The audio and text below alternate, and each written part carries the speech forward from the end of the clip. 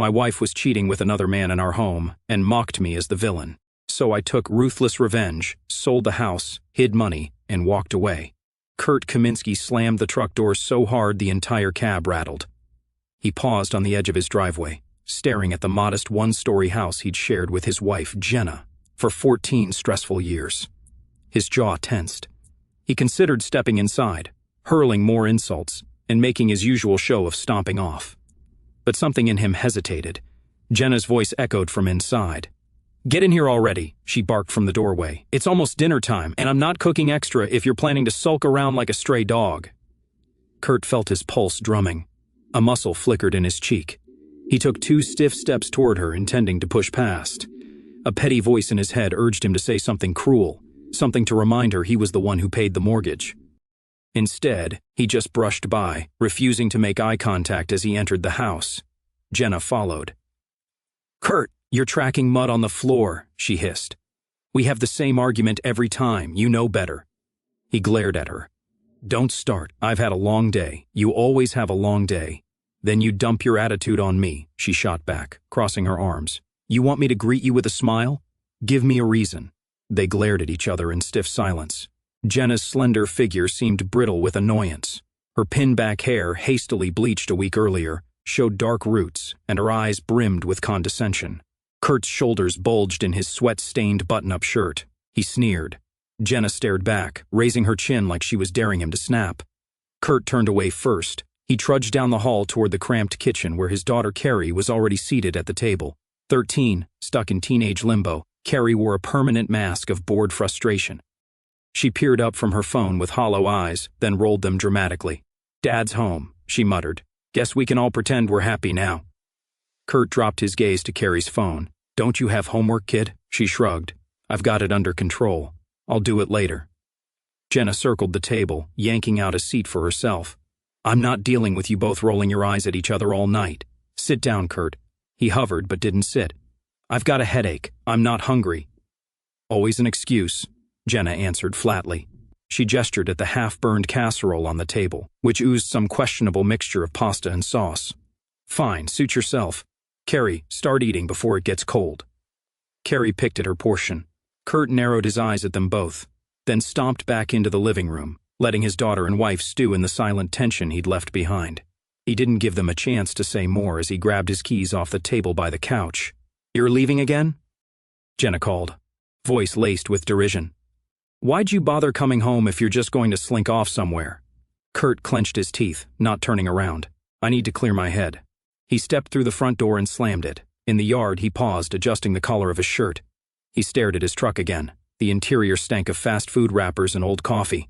He considered driving nowhere for an hour just to avoid Jenna. Instead, he lit a cigarette, pacing near the porch.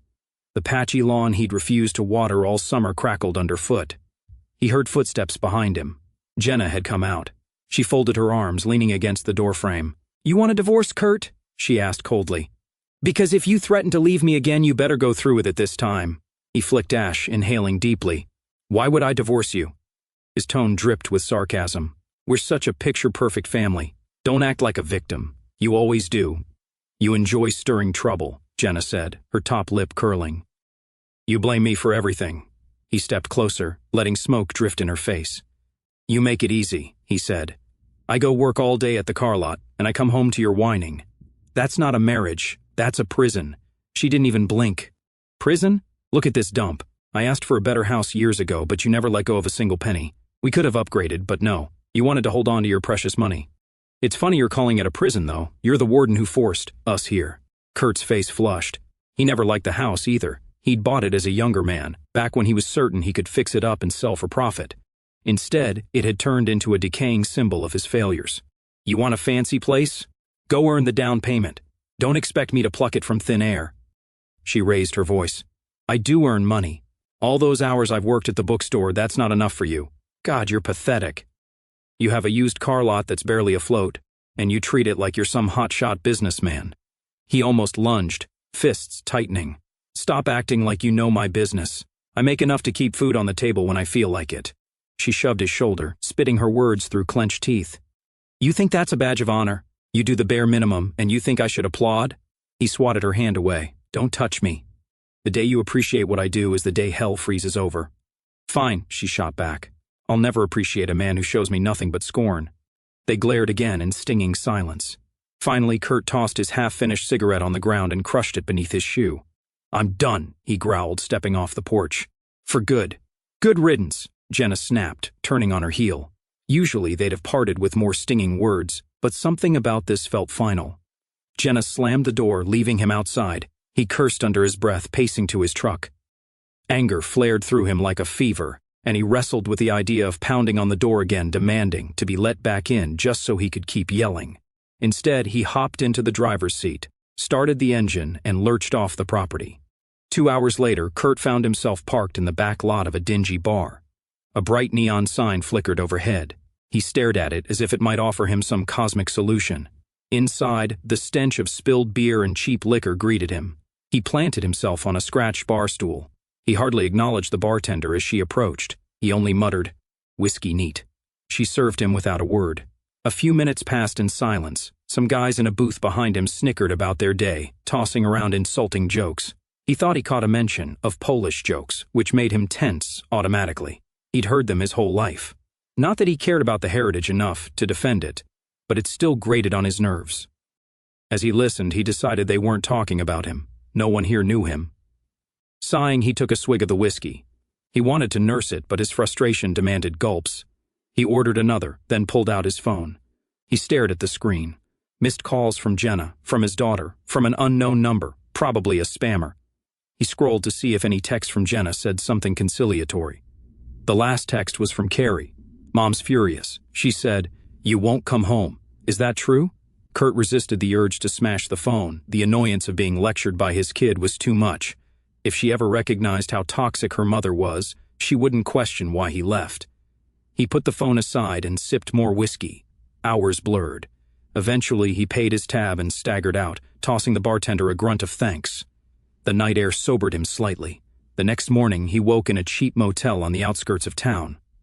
His mouth tasted of stale liquor, and a throbbing headache pounded behind his eyes. His phone buzzed with new notifications. Through the cracked screen, he saw a voice message from one of his employees at the used car lot. He dialed in. Anna's voice crackled. "Kurt, I just wanted to confirm how many cars we're planning to pick up at the next auction. Also, George came by to check the transmissions on the last shipment. But I had to tell him you weren't around. Is everything okay?" Kurt forced himself upright. His throat burned. He coughed, cleared it. "Hey, Anna," he rasped when he called her back. "I'll be in soon. Don't worry about George. I'll handle him." George was an old friend, but these days, Kurt only saw him as an on-call mechanic. He paid George a decent sum to keep the cars running. At some point, though, their friendship had started to sour. Kurt suspected George had been mocking him behind his back, calling him lazy or incompetent. Kurt never confronted him outright, but it simmered. "All right, boss," Anna said gently. "You sound rough. You sure you're okay?" He exhaled. "I'm fine. Just had a fight at home.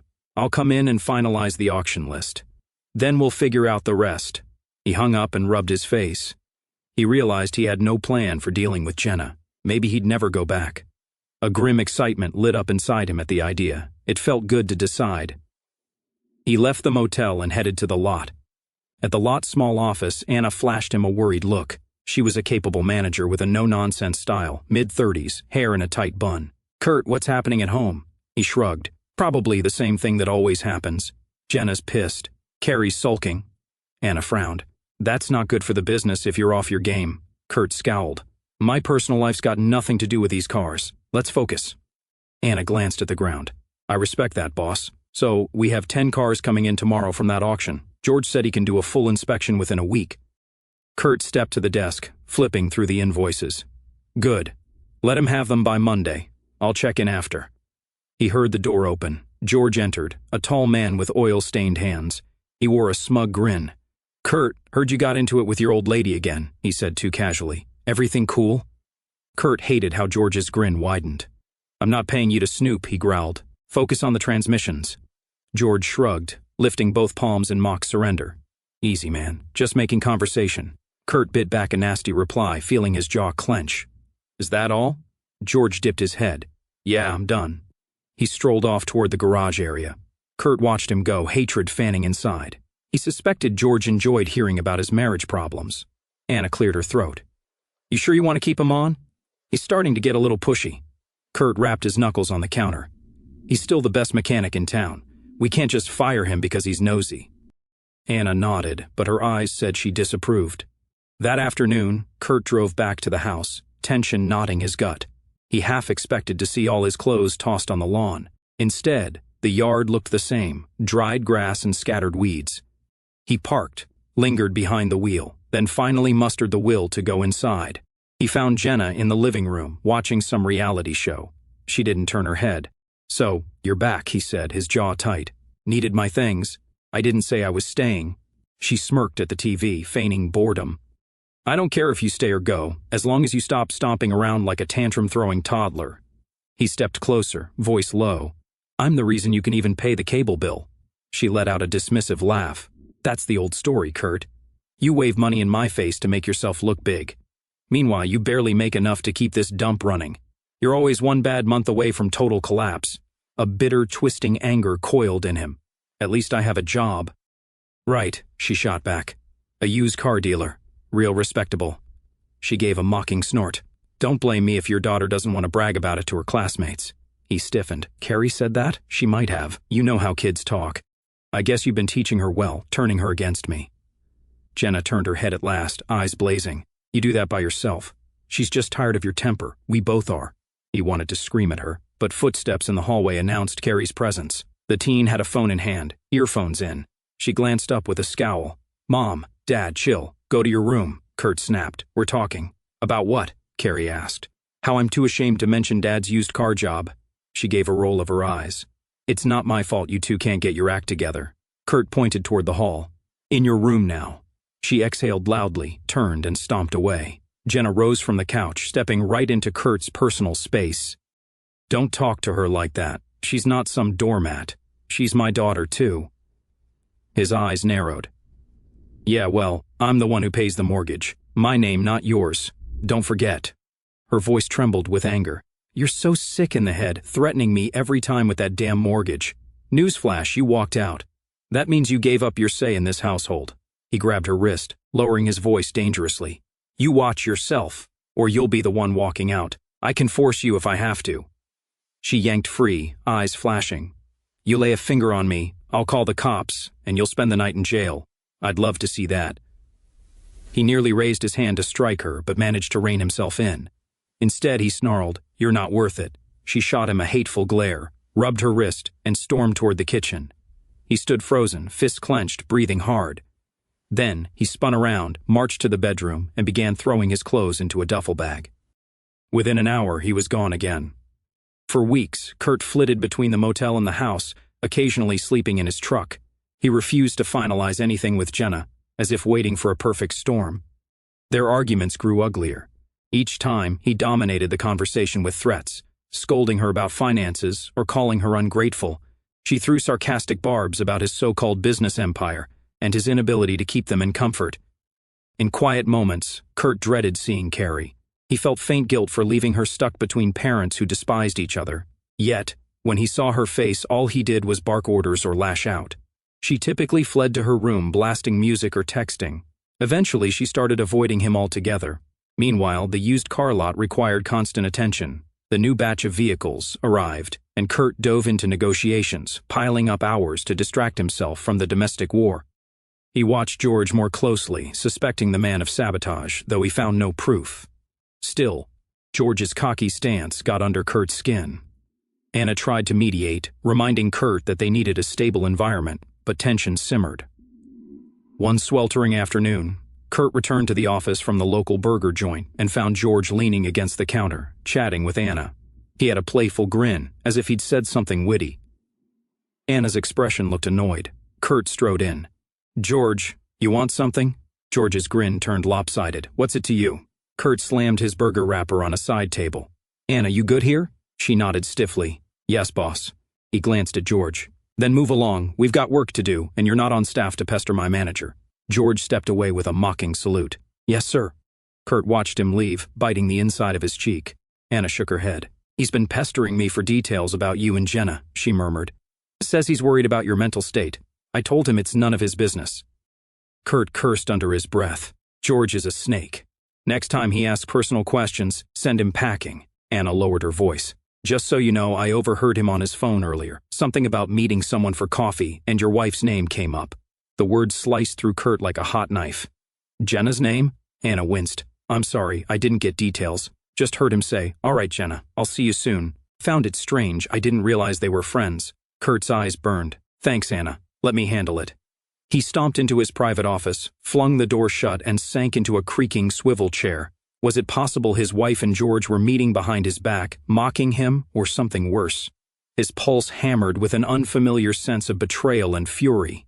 He needed proof. But first, he had to keep the lot running. He wouldn't let George or Jenna sabotage his business. That evening, Kurt parked outside the house he still co-owned, deciding to do some snooping. Carrie would be at her friend's place, or maybe the public library. He didn't care. What he cared about was whether Jenna and George were meeting right now. He stepped onto the dark porch, noticing the living room lamp shining through the drawn curtains. He peered through a small gap. Inside, Jenna sat on the couch, flipping channels, wearing yoga pants and a tank top. Her posture slumped, and she looked bored. No sign of George. Kurt swallowed, uncertain. He was about to knock when a pair of headlights swept the driveway. He crept aside, watching from the shadows. A battered truck pulled up. Out stepped George, fiddling with his phone. Kurt's entire body buzzed with adrenaline. George was walking up to his front door while Jenna rose inside and smoothed her hair. She opened the door before George even knocked, and he stepped in like he belonged there. Kurt gritted his teeth so hard his jaw ached. He forced himself not to barge in. He crouched behind a twisted shrub, his foot pressing on dried leaves. Through the window, he watched them talk in hushed tones. Jenna crossed her arms, looking annoyed. George raised his hands in a gesture that seemed apologetic or defensive. Eventually, they sat on the couch. George scooted closer. Jenna didn't push him away. She rubbed her temples, speaking, her face contorted into frustration. Then she sighed. George nodded. She reached out and briefly touched George's arm. He placed his hand on her back, rubbed gently. She didn't protest. Kurt felt sick. He pictured them mocking him, forging an alliance of scorn. Then George said something that made Jenna roll her eyes and shoot up from the couch. She walked away, arms folded, possibly complaining. George followed. They disappeared into the hallway that led to the bedroom. Kurt's fists shook with rage. Could they be? He didn't want to imagine. He wanted to smash a window, storm in, and rip George apart. Instead, some twisted sense of self-preservation made him retreat to his truck, seething. His heart hammered as he drove off, mind swirling with violent fantasies. All illusions that his wife might still respect him collapsed. He felt used, humiliated. If he confronted them, Jenna would laugh in his face or threaten the cops he needed a plan. He was certain now George was more than a mechanic. He'd become Jenna's confidant, maybe more. Kurt spent days avoiding contact with Jenna or Carrie. He stewed, devising ways to keep his property safe. If Jenna thought she'd push him out and shack up with George, she had another thing coming. Meanwhile, he demanded progress from George at the lot, ignoring the hypocrisy. He wasn't about to let the man slack off while sleeping with Jenna behind his back. During those days, Kurt's temper flared at everything. When Anna told him about a problem with a title transfer, he snapped. When a customer asked for a discount, he nearly cussed them out. Word spread that Kurt was in a foul mood, and many decided to keep their distance.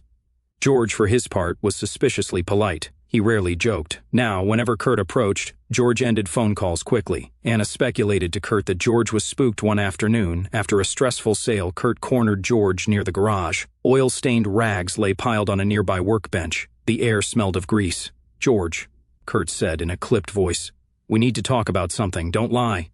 George's eyes narrowed. About what? Kurt crossed his arms. I know you visited Jenna the other night. George hesitated a second too long. She asked me to. She had a problem with the car. It's a private matter. Kurt pressed forward, chest nearly bumping George's. Don't feed me that crap. You go behind my back to see my wife. You call it private. You trying to sabotage me or my marriage? George threw up his arms in an exaggerated shrug. Your marriage? You left her. She can see whoever she wants. The statement stabbed at Kurt's pride. Is that what she told you? That I walked out so she's free to invite any lowlife over? George's face twisted. Hey, calm down. You're the one who can't keep your family together, can't keep your business stable. Kurt grabbed George by the shirt collar, voice shaking with rage. Don't you talk about my business or my family, you understand? George glared, refusing to look intimidated. Get off me. Kurt tightened his grip, eyes blazing. George's knuckles clenched. One of them might have swung first if Anna hadn't burst in, shouting, "Stop it!" She seized Kurt's arm, yanking it down. Kurt released George's collar, still trembling with anger. George stepped back, jaw tense. He exhaled a shaky breath, then shoved Kurt aside, heading for the exit. "Next time, keep your hands to yourself," George said, turning at the door. "You're not my boss. I'm an independent contractor." "Then quit," Kurt growled, chest heaving. George's lip curled. "No, you need me, but if you want to end our arrangement, I'll survive. Don't expect me to give a damn about your problems." With that, George marched off. Anna, wide-eyed, looked at Kurt. "Boss, you can't keep doing this. You'll scare away good workers." Kurt barked a bitter laugh. "He's not a good worker. He's a traitor.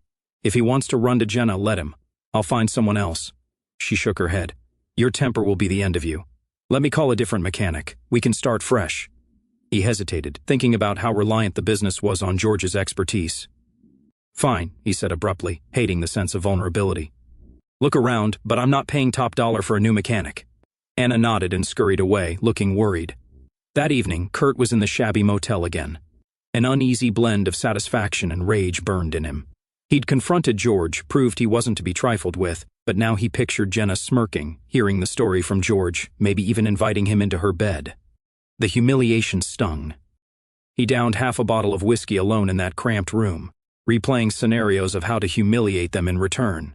3 nights later, everything detonated. Kurt was dozing in the motel bed when a frantic call from Carrie jolted him awake.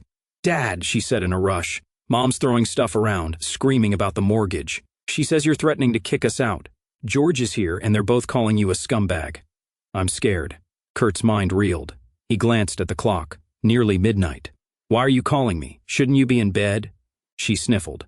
"I was, but I woke up when they started yelling. Mom's flipping out because she can't find some paper about the house. She says you're planning to foreclose or something. I don't even know." He took a slow breath, rising from the bed. "I'll come by," he said roughly. "Don't open the door to George or your mom if they try to barge into your room. Just wait for me." He felt uneasy telling his daughter to hide in her own house, but he had no illusions about Jenna's meltdown. She could be fierce when provoked, and if George was egging her on, it might turn ugly. He threw on a coat and stomped out.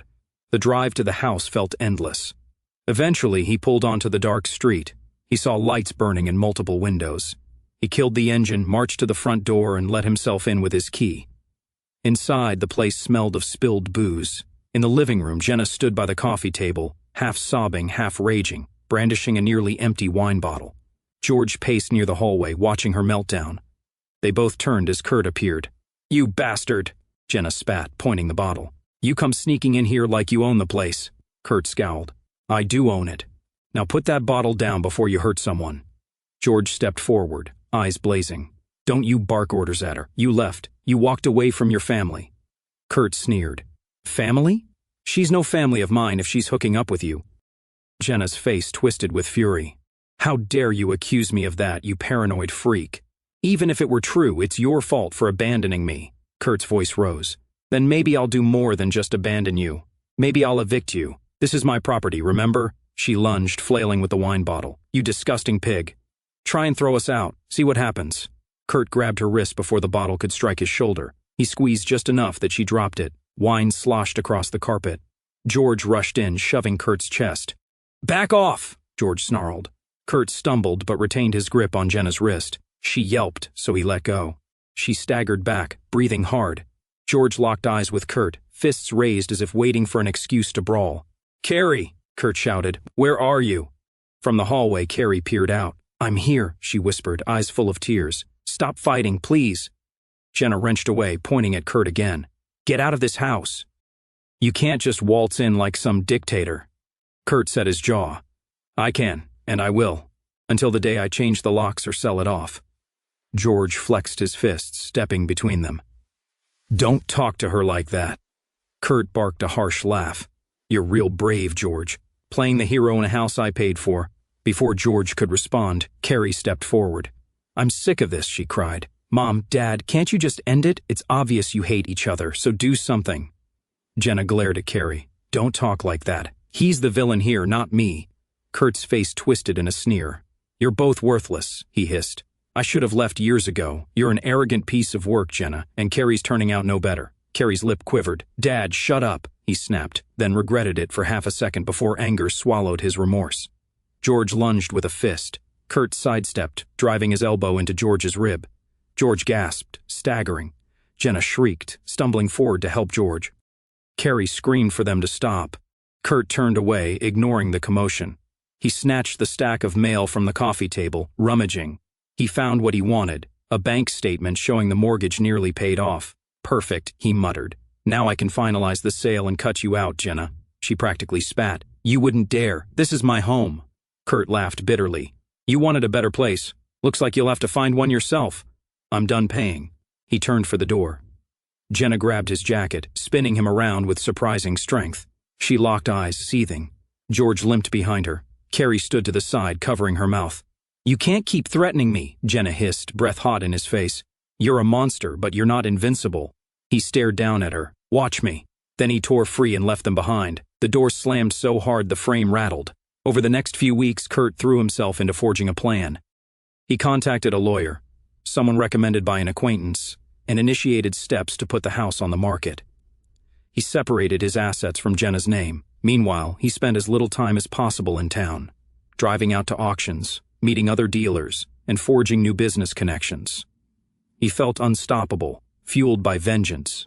He pictured Jenna and George scrambling for money while he quietly orchestrated a sale that would net him a tidy sum.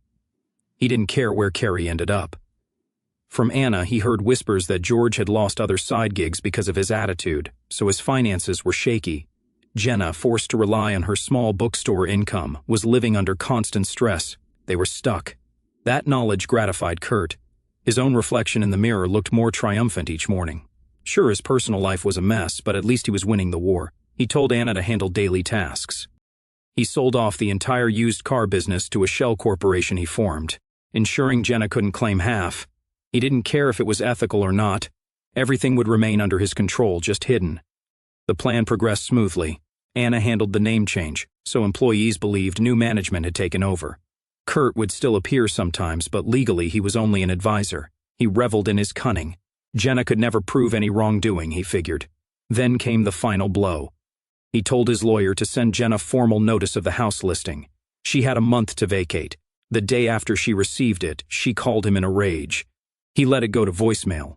Her screams were nearly incoherent, but he caught the gist. "You vile scumbag. You're leaving me and Carrie with nothing." He smirked, deleting it. 3 days later, at dusk, he returned to his new apartment. It was a modest one-bedroom, cheaply furnished, but it was his. No Jenna, no Carrie, no memories. He jiggled his key in the lock, stepped inside, and froze. Soft footsteps behind him. He whirled, fists up. Jenna stood there on the threshold, eyes wild and furious. She wore a simple black coat, her hair undone and messy, face flushed. The hallway light cast stark shadows across her features. She looked on the verge of meltdown. "How did you find me?" he demanded, voice sharp. "I didn't give you my address." She stepped forward. "I'm not an idiot. I asked around. George gave me enough leads. Why the hell did you ghost me, you coward?" Kurt scowled. "Because I'm done with your arrogance. Done with your bull. Now get lost." She tried to push past him, but he wedged an arm against the doorframe. She glowered. "I need money, Kurt." He let out a harsh bark of laughter. "Why would I give you money? You got your best buddy, George. Let him pay your bills." She shoved him in the chest, voice shaking with desperation. "He's broke, you bastard. This is your fault. Selling the business, leaving me with no home. I need enough to find a place for Carrie and me." He batted her arm aside. "Carrie? You didn't care about her when you were letting George cozy up in my house." Her face twisted. "Stop blaming me for your decisions. You always want total control. You love holding money over my head." He advanced, forcing her to step backward into the hall. "If that's what you think, then it's your problem, not mine."